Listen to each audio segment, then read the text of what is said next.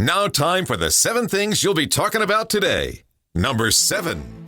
The Huntsville Botanical Garden's 30-year Galaxy of Lights display featuring a 1.5-mile choreographed trail with music and more wants to be number 1 on USA Today's Best Botanical Light Shows list, a prestigious list if there ever was one, with many important winners, including the 1941 Botanical Light Show champions of Alabama. You know the show. You've heard all about it. There's been many movies made. The Oppossible Dream. Come on, guys. After 2 second-place finishes, the voting is open daily through December 1st. By the way, there is no 1941 Oppossible Dream. I just said all of that to pretend that this was some sort of prestigious thing. But apparently it is, and it's a big deal. The Botanical Gardens wants to be number 1. They've been number 2 twice, so you can go vote on this. Why are we voting on this? Why is it happening? Do you go to a lot of Botanical Gardens light shows? What is this? Number 6. All right, Auburn fired head coach Hugh Freeze after losing to Kentucky. I was there. It was embarrassing. And now the search is on, with Huntsville native Jon Sumrall being the Auburn Family choice, which I hate to say this, I really do, but I'm going to say this. The Auburn Family choice is not the right choice. Okay? You got to get away from this Auburn Family stuff. That's not the right choice. Penn State's ex James Franklin, Missouri's Eli Drinkwitz, Arizona's Kenny Dillingham, interim coach DJ Durkin, and even long shot Clemson's Dabo Swinney are in the mix here. Now, I'm telling you this right now. Maybe they get Jeremy Pruitt as well, because he's been cleared to coach at Jacksonville State, so maybe he can be on the mix as well. Listen, if you don't get Lane Kiffin and you're one of these 4 SEC teams that are hiring, you have failed, okay? Maybe Urban Meyer in the mix too. Number 5. Okay, the Tuscumbia Board of Education has addressed another fight issue at Deschler High. Now, you've heard all about this, okay? You've heard about the first one. You know about August Borden. You know about that. You know about that story. This is another incident where they're fighting inside the locker room. And I've seen the video. It's bad. It's bad. But, I gotta tell you, the school board saying, hey, stop looking at that, yeah, that's not going to work. And putting out a statement on their social media saying to stop sharing it, stop it. That's not going to work either. But there are clearly some discipline problems on this football team, and all the stuff that's been going on there is only going to get more attention after what happened to August Borden, and now you have this fight taking place. Maybe there's some issues there that people need to take a look at. Number 4.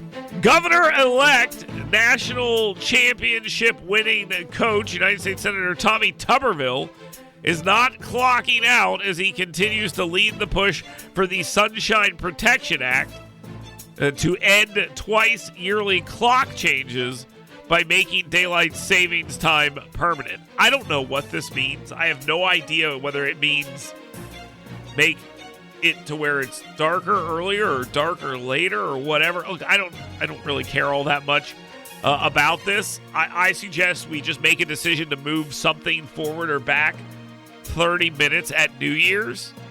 That's what I think we should do. Move it back or forward 30 minutes at New Year's and leave it there.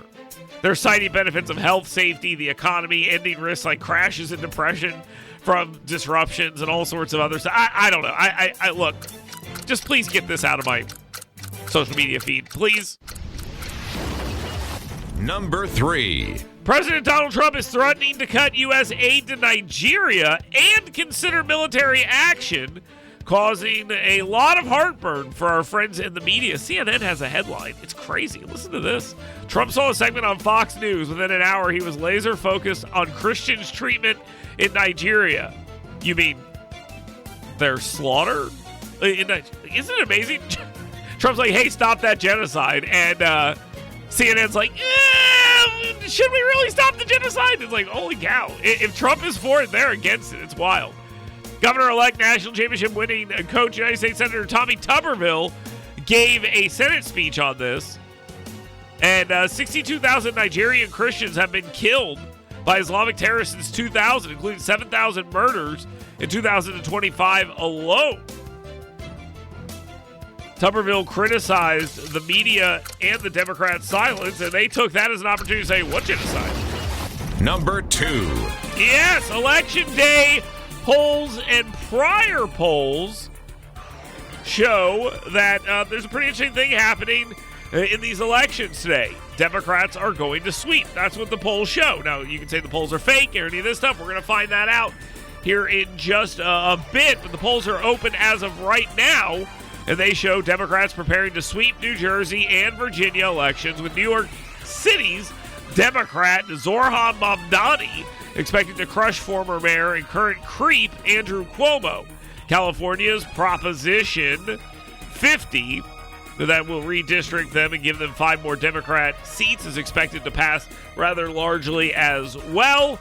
And maybe this is a sign about the direction of the country. Okay, that's how they'll frame it if all those things I just said happen. But if the results don't pan out this way, they will declare that the results mean nothing and you guys are stupid for thinking so.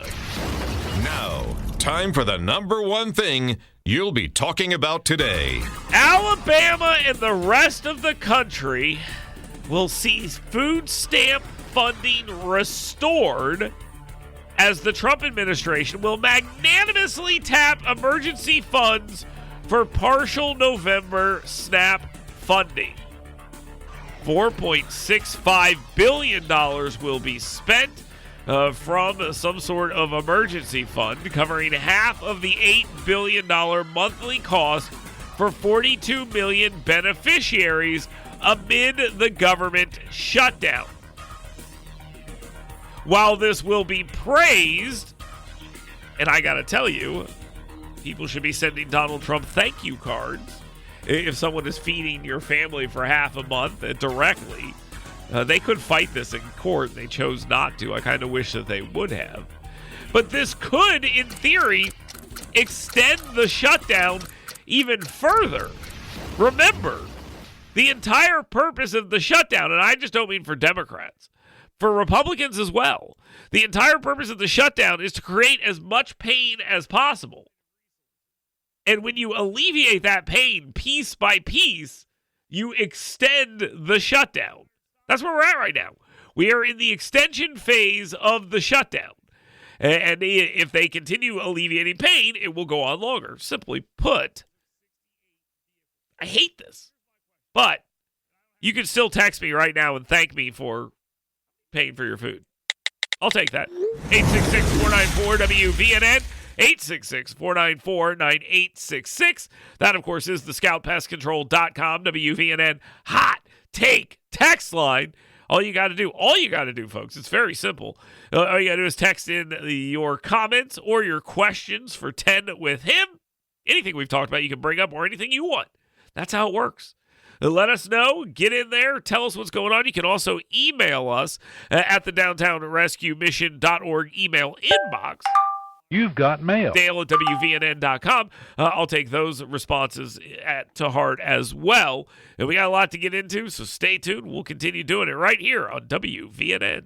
Get WVNN's Dale Jackson's 7 Things You Should Be Talking About Today right in your email box every morning. Go to yellowhammernews.com and sign up today.